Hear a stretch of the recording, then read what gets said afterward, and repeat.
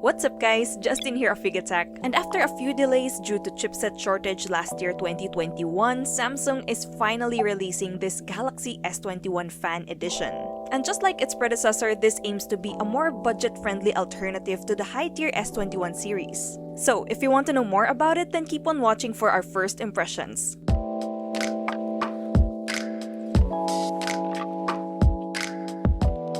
Looking a lot like the classic Galaxy S21, this Fan Edition is a little bit taller at 6.41 inches. We get a polycarbonate back with an aluminum frame which somehow still gives that premium feel, but at the same time it reminds us of the Galaxy A52 and A72. We do still like the S21 series' protruding camera aesthetic here that seamlessly blends in with the back panel. There's still a slight bump, but placing a case on it fixes the unevenness. Unlike its higher siblings, the S21 FE comes in solid colors like this elegant olive that we have. Locally, it's also available in graphite, lavender, and white. And thankfully, this device is also IP68 water and dust resistant, so some accidental spills or rain won't be a problem.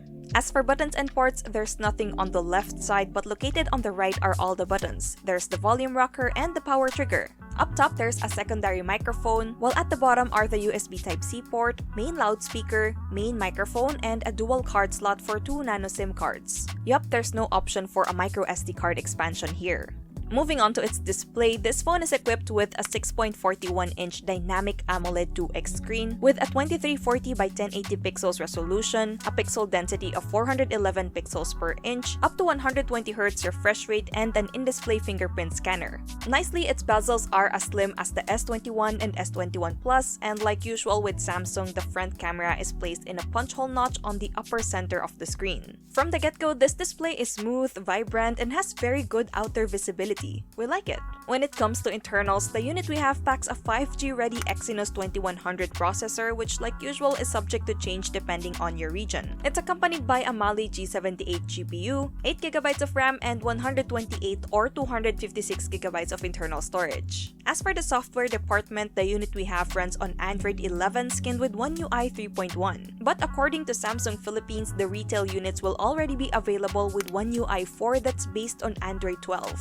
Now, keeping this device running is a 4500 mAh capacity, which is 500 mAh more than the vanilla S21. Similarly, it's equipped with 25 watts fast charging, 15 watts fast wireless charging, and 4.5 watts reverse wireless charging. As some of you probably already know, the retail unit no longer comes with a charging adapter, and the cable that comes with it is a USB-C to Type-C, so you'll be needing a USB PD adapter or a standard Type-C charger if you already have one. Talk about its cameras, its 3 lenses at the back are composed of a 12-megapixel main with the same sensor as the S21 and S21 Plus. Then we get a 12-megapixel ultra-wide and an 8-megapixel telephoto lens. For selfies, on its notch resides a 32-megapixel front shooter. We'll talk more about it in our full review, but for now, here are some sample shots that we got.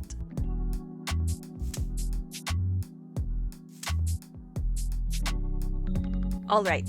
When it comes to price, the 128GB variant is officially available for 38,990 pesos. Meanwhile, the 256GB version has an SRP of 41,990 pesos. For more about this Samsung Galaxy S21 Fan Edition 5G, stay tuned for our full review real soon. And yeah, that's it for now guys. You know the drill, share to us what you think about this Samsung Galaxy S21 FE 5G in the comments below. And of course, if you enjoyed this video, be sure to drop a like, subscribe to our channel for more content, hit that bell icon so you don't miss any future uploads, and be sure to visit yugatech.com for the latest tech news and reviews. Once again, this is Justin, and don't forget to wash your hands and stay safe!